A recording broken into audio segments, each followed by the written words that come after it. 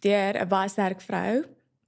So my ma, my pa is geskei op 'n baie jong ouderdom en ja, soos ek was ook gemolesteer op die ouderdom van 14 jaar oud, so baie goed in my lewe gebeur, maar definitief my gemaak wie ek is vandag.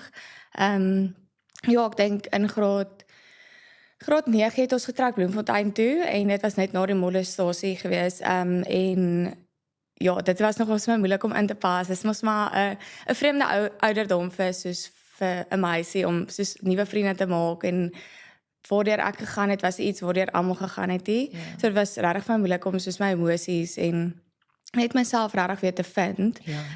En ja, ek dink die res van my hoërskoolloopbaan was regtig vir my verskriklik moeilik geweest.